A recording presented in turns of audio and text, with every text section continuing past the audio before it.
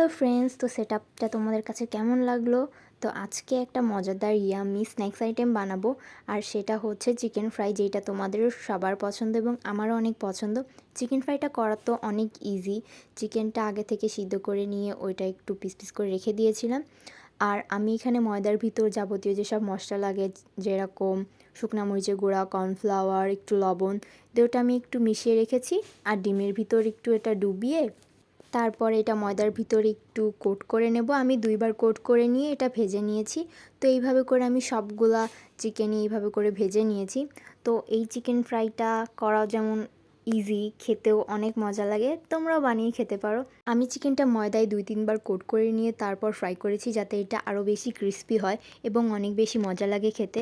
তোমরা এইটা সন্ধ্যাবেলার নাস্তা বা টিফিনের জন্য তোমরা নিতে পারো, যেহেতু এটা বানানো অনেক ইজি, যেটা বাচ্চাদের এবং আমার মতো যারা আছো তাদেরও অনেক ভালো লাগবে খেতে।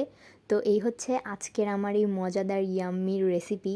তো তোমাদের কাছে কেমন লাগলো অবশ্যই জানিও। তো এটা একটু সাজিয়ে নেওয়ার পর আরও বেশি ইয়াম্মি লাগছিল দেখতে। তো চলো এটা এবার টেস্ট করে দেখা যাক। আমার তো আর তর্স হচ্ছে না।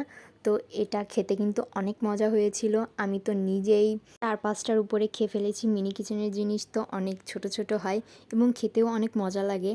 তোমাদের ভালো লাগলে তোমরা তোমাদের বাসায় এটা ট্রাই করে দেখো এবং তোমাদের মিনি কিচেনেও এটা ট্রাই করে দেখতে পারো। তো সবাইকে বাই বাই, পরে আসবো নতুন ভিডিও নিয়ে। তো সেই পর্যন্ত আমার সাথে থেকো। Bye bye.